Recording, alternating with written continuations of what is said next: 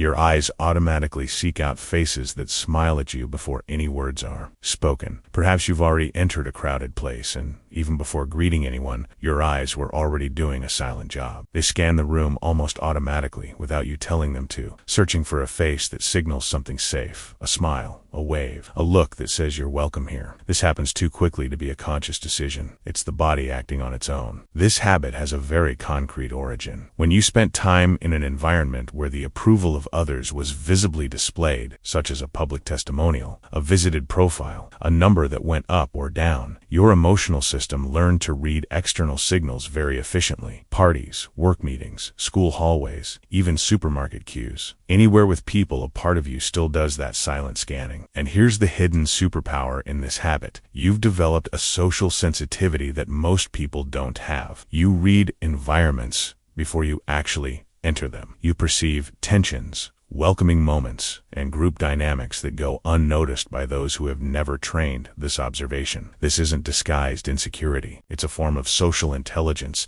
that your body has learned to exercise silently every day. Your body visibly relaxes when someone speaks well of you aloud in front of others. There's a difference your body knows very well, even if you've never stopped to name it. When someone compliments you in private in a private message, it feels good. You thank them, smile, feel something. But when someone speaks well of you aloud in front of other people, something else happens. Your shoulders slump slightly. Your breathing becomes deeper. A tension that was there, almost imperceptible, simply disappears. This relaxation isn't vanity. It's your nervous system recognizing a signal it learned to value a long time ago, back when public testimonials were the most concrete way to measure how much you mattered to people. Your body registered that as something significant, and what the body registers as significant, it never completely forgets. It just learns to expect it in different ways, in different environments. The superpower that resides here is your ability to value genuine recognition. You're not content with empty praise given just to fill silence. When someone speaks well of you publicly, you feel the difference between what's real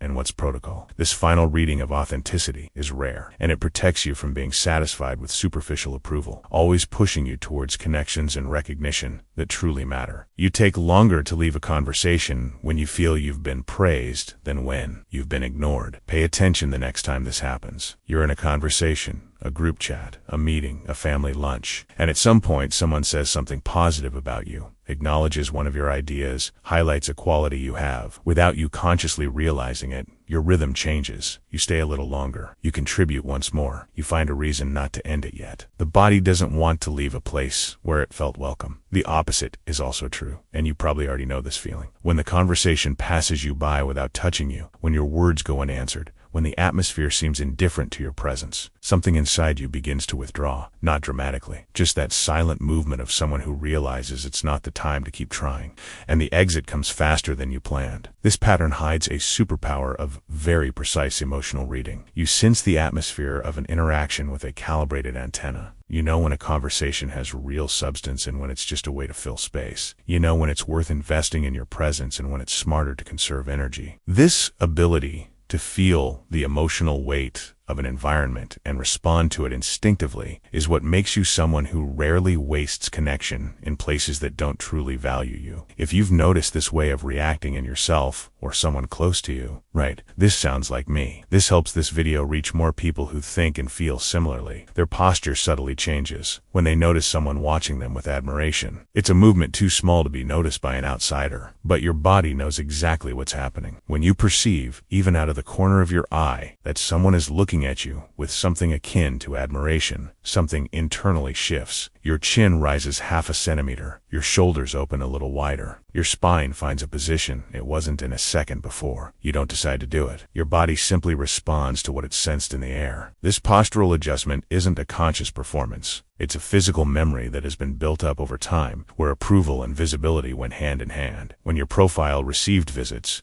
when testimonials appeared, when the number of friends grew, there was a physical sensation associated with all of that. The body retained this memory. And today, when an admiring glance appears in a room, in a meeting, in a casual encounter, it responds to that signal as if recognizing safe territory. The superpower here is your ability to expand at the right moment. Many people choose to be seen. You do the opposite. When you realize there's space for you to occupy, your body accepts that space naturally and elegantly. That's presence. Not the rehearsed presence of someone who wants to show off, but the organic presence of someone who has learned that being seen favorably is safe, and that when that moment arrives, it's worth occupying it completely. You revisit memories of past compliments in moments when the present seems empty. There's a mental drawer you open at specific times, not when everything is going well, not when the day is full of meaning, but in those moments when the silence weighs a little more than usual, when work seems thankless, when a friendship has cooled without explanation, when you end the day with a feeling that you passed through it unnoticed. It's in those moments that the mind goes looking for something. A phrase someone said about you years ago, a compliment that's been kept, a memory of when someone publicly praised you with kind words. This behavior isn't weakness. It's your emotional system doing exactly what it's been trained to do. Seek evidence that you have value when the present environment isn't offering any. Back in the Orkut days, there was a concrete record of this. Written words, visible, permanent. You could go back to them, and your brain learned that it's possible to warm up with approval even when it's not happening now, because it happened before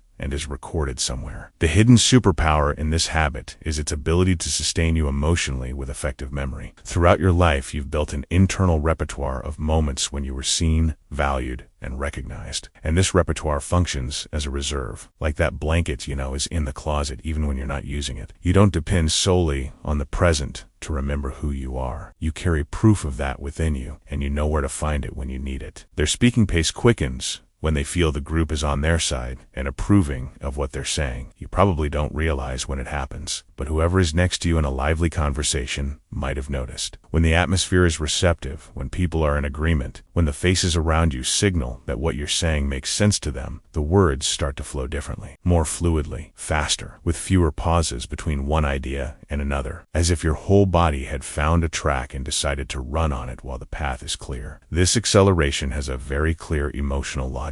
When the environment approves, a part of your internal system understands that it's safe to occupy more space, that you can go further without the risk of being cut off, ignored, or misunderstood. And the body responds to this safety by opening up more space for expression. It's almost as if the group's approval acts as direct fuel for your voice. The more the environment says yes, the faster and more confident your speech becomes. The superpower inherent in this pattern is your sensitivity to the environment as a catalyst for expression. You don't speak in a vacuum. You speak in response to what you sense around you. And when the environment is favorable, you can deliver the best of your communication in a natural and fluid way. This means you have enormous potential for leadership and influence in contexts where you feel welcomed. Not because you need approval to exist, but because when it's present, something within you simply flourishes. There's an uncomfortable inner silence that only disappears when someone confirms that you were good at something. It's a kind of restlessness that makes no noise. You finish a presentation at work, deliver a project, say something in an important conversation, do a significant favor for someone, and then comes that moment.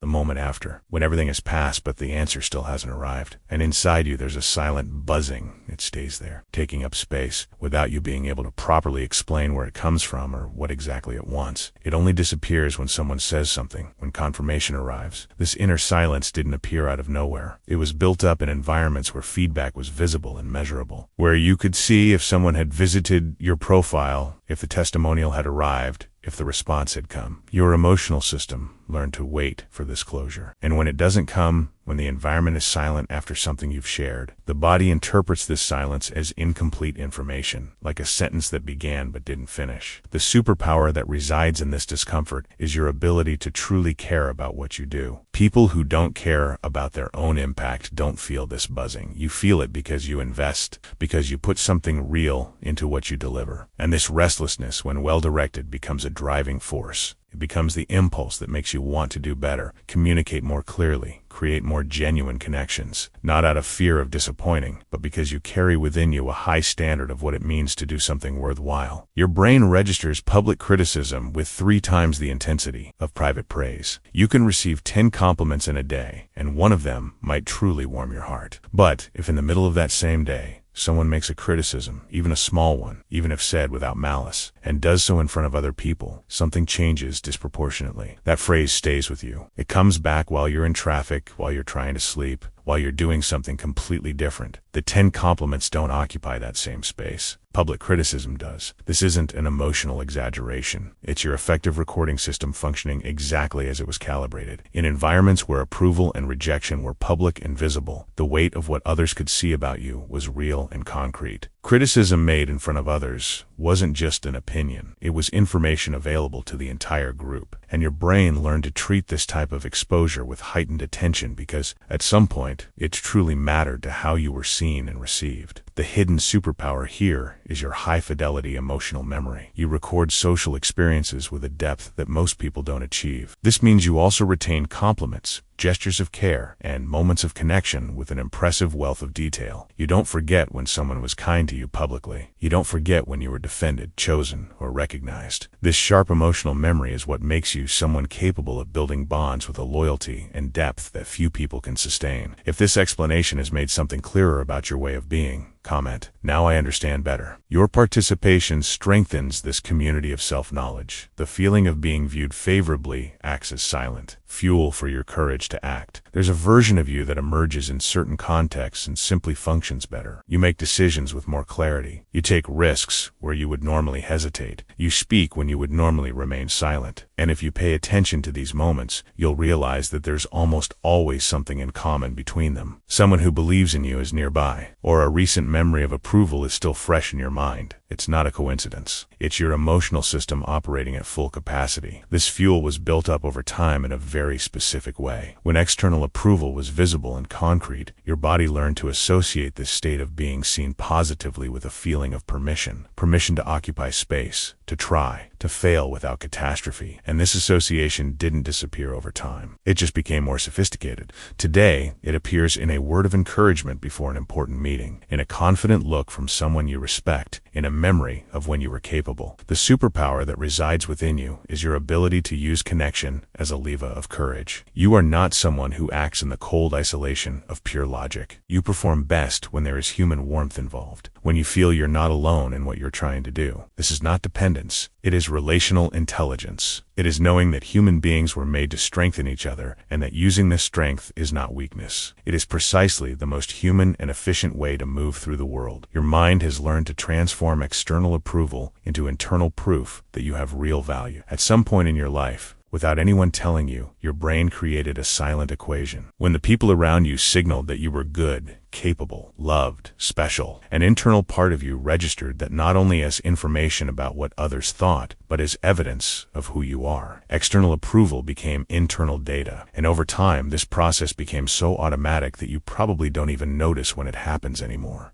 You only feel the result. Days when you feel whole, and days when something seems to be missing for no apparent reason. This equation was constructed at a time when the external world offered very concrete mirrors, written testimonials, visited profiles, added friends. Each of these signals was a way for the environment to say, you exist, you matter, you are seen. And your emotional system, which is extraordinarily good at learning patterns, internalized this logic with impressive precision, not as a flaw, as an adaptation, as the most intelligent way you found at that moment to know where you were standing in the world. And here is the most profound superpower of all. Throughout your life, you have developed a rare ability to integrate external experience into your internal identity. This means that every time someone saw you in a positive light and you let that in, you were building an internal architecture of self-worth, brick by brick, memory by memory. This architecture is yours. It doesn't belong to the person who praised you. It doesn't depend on who will see you in the future. It's already built within you, waiting for the moment you decide to inhabit it without needing any further outside confirmation. Everything you saw in this video are fragments of a way of being that was silently shaped on screens, in profiles, in testimonials written at 2 in the morning by people who wanted to tell you something beautiful in a way that the whole world could see. These fragments are not flaws. They are proof that you learned to care about connection at a time when connection had a very specific format. And this learning remained in the body, in the posture, in the rhythm of speech, in the way the eyes scan a room. You don't need to get rid of any of that. You just need to recognize it. Because when you recognize a pattern, it loses the power to move you without your knowledge. And you gain the power to choose when to use it,